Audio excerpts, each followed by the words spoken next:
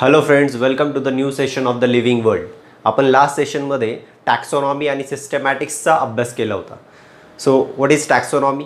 Taxonomy is the branch of biology that deals with the study of collection of organism, description, identification, nomenclature, and the classification of the organism. So taxonomy is the branch of biology that deals with the classification of the organism. अशीच आपण एक terminology बघितली होती. Systematics is the branch of biology that also deals with the classification, but it also considers the evolutionary relationship between the species or between the organisms. आज आपण पाहणार आहोत taxonomic categories as well as we are going to discuss about the taxonomic hierarchy. आपण taxonomic categories आणि टॅक्सोनॉमिक hierarchy काय असते ते आजच्या लेक्चरमध्ये पाहणार आहोत. आता हा जो टॉपिक आहे एन सी आर टीच्या फर्स्ट लेसनमध्ये, जो फर्स्ट लेसन आहे लिव्हिंग वर्ल्ड, त्यामध्ये एक्सप्लेन केलेला आहे. आणि जे बोर्ड पॅटर्नसाठी प्रिपेअर करतात तर बोर्ड पॅटर्नचा जो सेकंड लेसन आहे सिस्टमॅटिक्स ऑफ द लिव्हिंग वर्ल्ड, त्यामध्ये हे जे एक्सप्लेनेशन आहे ते दिलेलं आहे. ठीक आहे, तर मग पहा की व्हॉट इज टॅक्सोनॉमिक कॅटेगरी. लास्ट सेशनमध्ये आपण पाहिलं होतं की स्पेशीज जे असतात, सिमिलर स्पेशीज, त्या एकत्रित येतात आणि त्यापासून बनतं जीनस. मग आपण एक्झाम्पल पाहिलं होतं Mangifera indica, right. So Mangifera indica is the name of scientific name of the mango plant, right, in which the Mangifera indicates the name of the genus, while in which the Mangifera indicates the name of the genus, while the Indica is indicating the name of the species. Solanum tuberosum. Second example पहा काय घेतलं आपण, Solanum tuberosum, in which the tuberosum represents the species while the Solanum represents the genus. ठीक आहे, मग इकडे पहा सोलॅनम nigrum. सोलॅनम निग्रमला आपण मराठीमध्ये लघु कावळी असं म्हणतात त्याला, म्हणजे असं वांग्यासारखंच पण गोल आकाराचं फळ याला मिळतं, तर त्याला म्हणतात सोलॅनम निग्रम. ठीक आहे, आणखी एक एक्झाम्पल आहे सोलॅनम मेलोंगेना. सोलॅनम मेलोंगेना, सोलॅनम मेलोंगेना जे आहे याला म्हणतो आपण egg plant. Egg plant, egg plant म्हणजे ब्रिंजल, वांग. मग यामध्ये कोण कोण येतं पहा, सोलॅनम ट्युबरोजम म्हणजे पोटॅटो, सोलॅनम मेलोंगॅना म्हणजे ब्रिंजल, सोलॅनम निग्रम म्हणजे लघु कावळी. So all these melongena, tuberosum, nigrum, these are the species, right? So all these species, these three species, they show the similar characteristics. So they are placed in the genus Solanum. ठीक आहे, समजतंय तुम्हाला? म्हणजे पहा similar species एकत्रित आल्या की त्यापासून बनतं जीनस. जर आपण ॲनिमल्सचं एक्झाम्पल घेतलं तर ॲनिमल्सचं आपण एक्झाम्पल ऑलरेडी स्टडी केलेलं आहे. जीनसचं नाव आहे पॅन्थेरा. स्पीशीज पहा कोणतं आहे, Panthera leo. Leo is the species, leo म्हणजे लायन. ठीक आहे, tigris is the species, Panthera tigris. Tigris म्हणजे टायगर. पॅन्थेरा पार्डस, पॅन्थेरा पार्डसमध्ये येतं लिपड. ठीक आहे, म्हणजे बिबट्या किंवा चित्ता. सो पहा Panthera leo, Panthera tigris, Panthera pardus. So all these leo, tigris and pardus, these species show the similar characteristics, and on the basis of these similar characteristics they are placed in the same genus. So name of the genus is Panthera. ठीक आहे, मग आपला genus कोणता आहे? आपला genus म्हणजे ह्युमनचा genus कोणता आहे? तो होमो. आणि आपल्या स्पीशीजचं नाव काय आहे? सॅपियन्स. So homo sapiens. ठीक आहे, हे आपलं आहे सायंटिफिक नेम्स, सायंटिफिक नेम. ठीक आहे, मग आता पहा sapiens is indicating the species and homo is indicating the genus. ठीक आहे, म्हणजे पहा species is the smallest group. काय आहे? स्पेशीज हा सर्वात छोटा ग्रुप आहे. And species is the basic unit of classification. म्हणजे क्लासिफिकेशन ज्यावेळेस आपण करतो तर स्पेशीज हा सर्वात छोटा ग्रुप असतो किंवा छोटा ग्रुप असला पाहिजे. And species is the basic group, smallest group, and it is and indivisible group. म्हणजे या ग्रुपचं आणखी डिव्हिजन होत नाही. ठीक आहे, पण मॉडर्न टॅक्सोनॉमीप्रमाणे या स्पेशीजचं आणखी काही प्रमाणात डिव्हिजन केलं आहे. फॉर एक्झाम्पल स्पेशीज पासून काही सब स्पेशीज फॉर्म होताना दिसतात किंवा काही टर्म्स आपण वापरतो like the variety of the plant, म्हणजे व्हरायटी किंवा पॉप्युलेशन, किंवा आणखी एक शब्द आहे स्ट्रेन, STRAIN, ठीक आहे. मग पॉप्युलेशन असेल, सबस्पिशीज असेल, स्ट्रेन असेल, व्हरायटी असेल, तर या स्पेसीजपेक्षा छोट्या छोट्या ग्रुप्सचं कधी कधी इंडिकेशन केलं जातं, ठीक आहे. So the species is the smallest group, पण तरी आपण असं कन्सिडर करतो की स्पेशीज हा स्मॉलेस्ट ग्रुप आहे, बेसिक ग्रुप आहे, इनडिव्हिजिबल आहे, म्हणजे त्याचं डिव्हिजन आणखी होत नाही, ठीक आहे. Similar species are group together to form the genus, ठीक आहे. जीनस फॉर्म होतो सिमिलर स्पेशीजपासनं, ठीक आहे. त्यानंतर पहा सिमिलर जेनेरा, जे जेनेरा सिमिलर कॅरेक्टरिस्टिक्स दाखवतात त्यांना एका फॅमिलीमध्ये ॲड केलं जातं. So the family is the larger group than the genus. जीनसपेक्षाही लार्ज ग्रुप आहे कोणता? फॅमिली. मग पहा फॅमिलीचं आपण एक एक्झाम्पल घेऊयात. इथे पहा फॅमिलीचं नाव आहे सोलॅनॅसी. The name of the family is Solanaceae. The Solanaceae is the plant family that include the genus or the genera like Solanum, right? Second is Petunia, third is Datura. म्हणजे Solanum, Petunia, Datura असे वेगवेगळे जे genera आहेत, हे genera एकत्रित आले आणि बनली आहे फॅमिली. इथे प्लांट फॅमिली कोणती? Solanaceae, ठीक आहे. इथं in the same way we can take example of the ॲनिमलचं जर आपण एक एक्झाम्पल घेतलं तर पहा इथे काय दिसतंय. फॅमिलीचं नाव आहे फेलिडी. फॅमिलीचं नाव काय? फेलिडी. या फेलिडीमध्ये पहा दोन जेनेरा आहे. एक जेनेरा कोणता आहे? पॅन्थेरा, ज्याच्यामध्ये लायन, टायगर आणि चित्ते, बिबट्या वगैरे येतात. आणि आणखी एक जेनेरा यामध्ये इन्क्लूड केलेला आहे. त्या जेनेराचं नाव आहे फेलिस. फेलिसमध्ये इन्क्लूड असतात कॅट्स, म्हणजे जे स्मॉल कॅट्स आहेत त्यांना इन्क्लूड केलेलं आहे. कशामध्ये? फेलिसमध्ये. मग आता हे जे दोन्ही जेनेरा आहे फेलिस आणि Panthera, both of this genera they are showing the similar characteristics. So the family Felidae is form. मग फेलिडीला काय म्हणूयात आपण? Felidae is a cat family. त्याच्यामध्ये स्मॉल कॅट्स आणि बिग कॅट्स दोन्ही एकत्रित आलेत, त्यांना म्हटलं आपण cat family, that is the Felidae. Okay, so the similar families are grouped to form the order. Order is also called as the cohort. Similar family ज्या आहेत त्या एकत्रित येतात आणि त्यापासून बनलेले काय आहेत? ऑर्डर. ऑर्डरलाच काय म्हटलं आपण? कोहोर्ट, ठीक आहे. Order is also called as the cohort. आता पहा स्पेसीजपासून जीनस फॉर्म होतो, जीनसपासून फॅमिली फॉर्म होते. So on the basis of the similar characteristics this grouping is form, right. आता पहा ऑर्डर जी आहे यामध्ये ऑर्डरपासून वर, इथून वर ज्या कॅटेगरीज फॉर्म होणार आहेत किंवा इथून वरचे जे ग्रुप फॉर्म होणार आहे यामध्ये मोठे मोठे कॅरेक्टरिस्टिक्स कन्सिडर केले जातात. कारण इथं स्पेसीजपासून फॅमिलीपर्यंत खूप सारे सिमिलर कॅरेक्टरिस्टिक्स दिसतात, पण फॅमिलीपासून जसं जसं वर आपण जाणार किंवा खालून स्पेशीजपासून जसं जसं आपण वर जाणार तसे तसे सिमिलर कॅरेक्टरिस्टिक्स कमी होत जातात, ठीक आहे. म्हणून ऑर्डरमध्ये किंवा क्लासमध्ये किंवा फायलममध्ये किंवा किंगडममध्ये जे वरवरचे ग्रुप आहेत यांमध्ये ॲग्रेगेट कॅरेक्टरिस्टिक्स कन्सिडर केले जातात, ठीक आहे. So the broad characteristics are considered and the group is made. So the इथे पहा order is a group of the similar families, right. मग आता इथे पहा एक्झाम्पल बघूयात आपण. एक्झाम्पल आहे ऑर्डरचं Polemoniales. So example is Polemoniales is the order. आता हे जुनं नाव आहे त्याचं, older name was Polemoniales. Nowadays it is called as Solanales. या ऑर्डरला म्हणतात सोलॅनेल्स. या सोलॅनेल्स ज्या ऑर्डरमध्ये दोन फॅमिली आहेत, एक आहे कॉन्व्होल्व्हुलॅसी.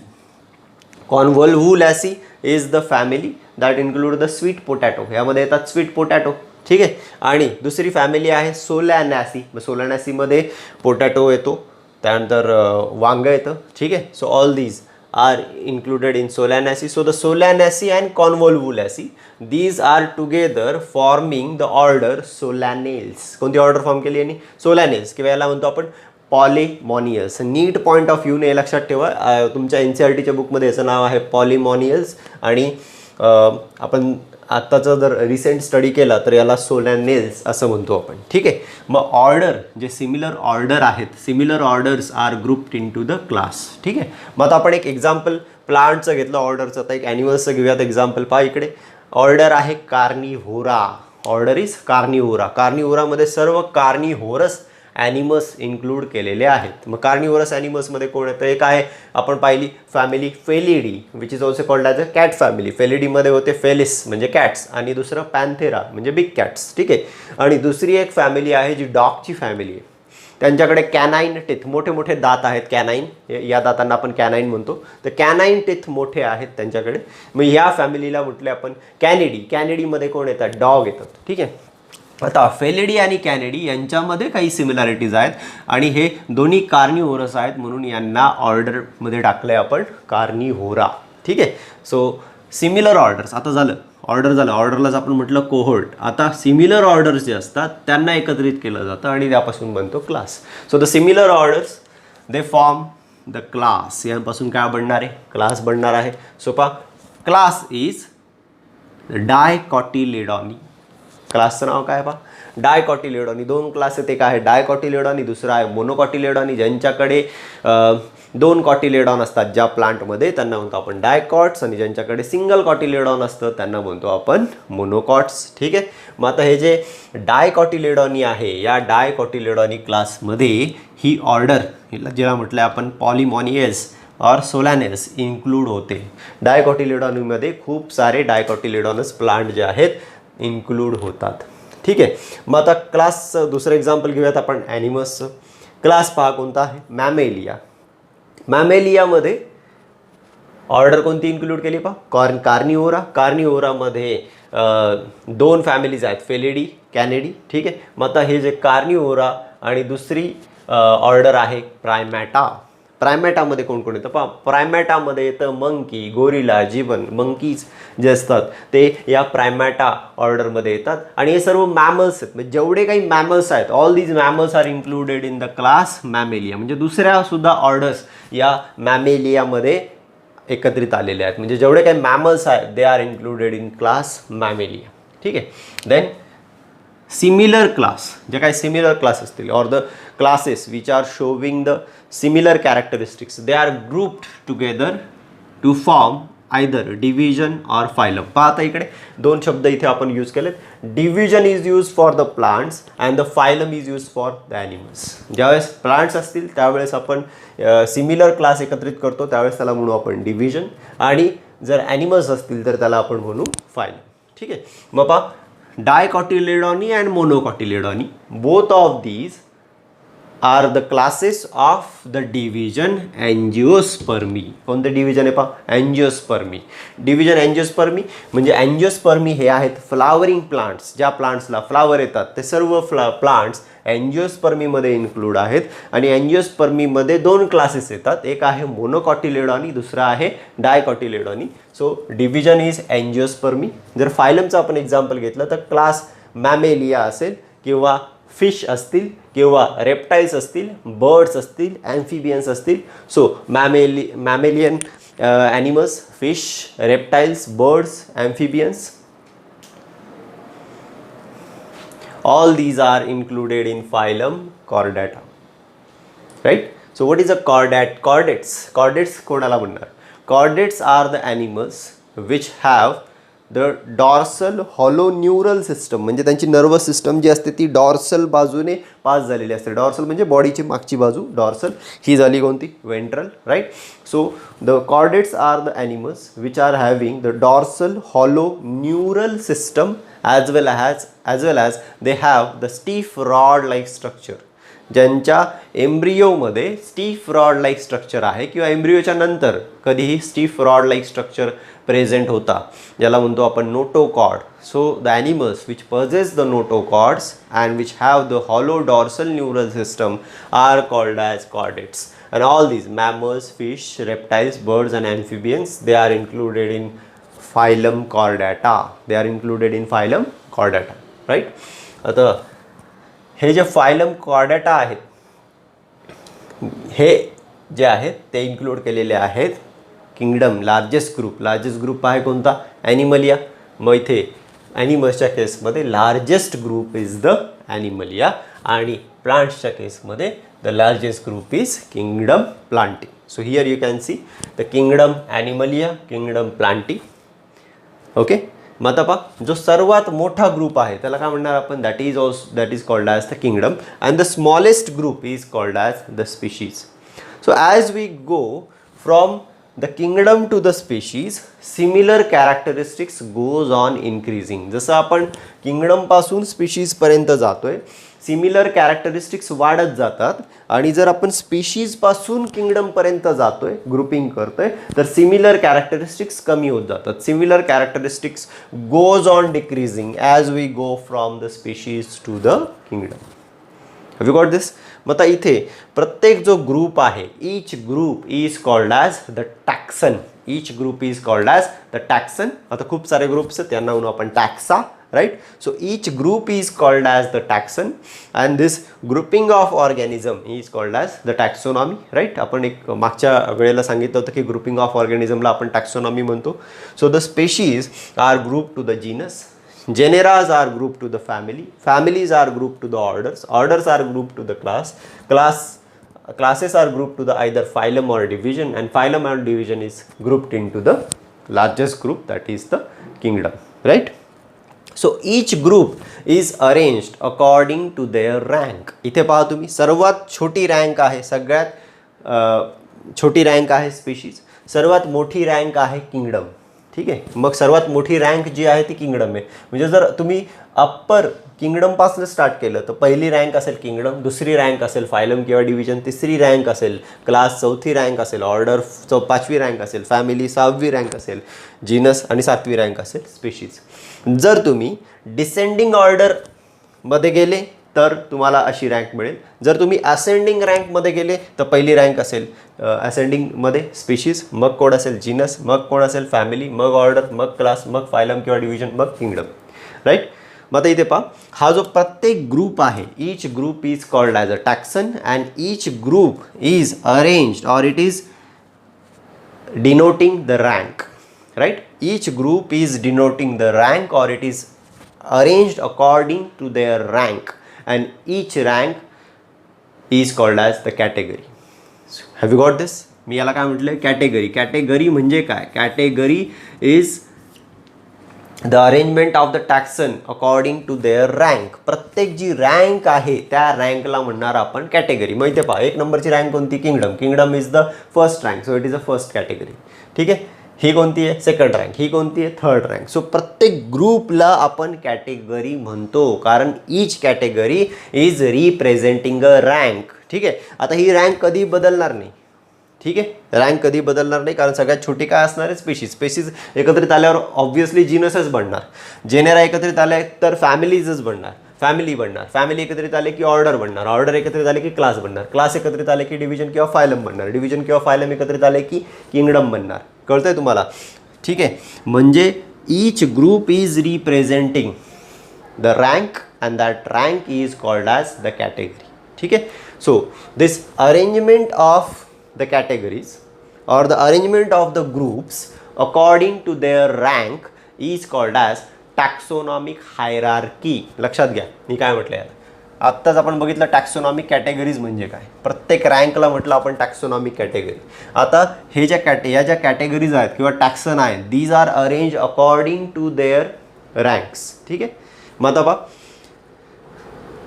these groups or the taxons, they are either arranged in the ascending order or they are arranged in a descending order. So the arrangement of these categories in the ascending order or in the descending order is called as the taxonomic hierarchy. Hierarchy म्हणजे step by step. Step by step. तुम्ही जर ascending order पाहिली तर पहिली step असेल species, मग असेल genus, मग फॅमिली, इन द सेम वे. कळतंय? आणि जर तुम्ही डिसेंडिंग ऑर्डर पाहिली तर सगळ्यात पहिली स्टेप असेल किंगडम, मग फायलम किंवा डिव्हिजन, मग क्लास, मग ऑर्डर, मग फॅमिली, मग जीनस, मग species. So what is a taxonomic hierarchy? लक्ष द्या सर्वांनी. Taxonomic hierarchy is the ascending order or the descending order of the taxon or the taxonomic categories. Have you got this? मग आज आपण पाहिलं की टॅक्सोनॉमिक कॅटेगरीज काय आहेत, टॅक्सोनॉमिक हायरार्की काय आहेत. ठीक आहे, मग आता जे जेनेरा असतात त्या जेनेरांचं डिव्हिजन पुन्हा होऊ शकतं. इथे सब जेनेरा कधी कधी लिहिलेलं असू शकतं, किंवा फॅमिलीज जे असतात मोस्टली फॅमिलीजचं डिव्हिजन होऊ शकतं आणि सब फॅमिलीज होऊ शकतात तयार. कधी कधी ऑर्डरच्या खाली आणखी एक डिव्हिजन होऊन सब ऑर्डर्स फॉर्म होऊ शकतात. क्लास सब क्लासेसमध्ये डिव्हिजन होऊ शकतं. फायलम किंवा डिव्हिजनचं सब फायलम सब डिव्हिजनमध्ये डिफरन्सिएशन होऊ शकतं. किंगडमचं सब किंगडम असू शकतात. So in this way the classification can be done. या पद्धतीने क्लासिफिकेशन केलं जातं आणि क्लासिफिकेशनमध्ये sub family, sub order, sub classes, sub phylum, sub division and sub किंगडमसुद्धा असू शकतात.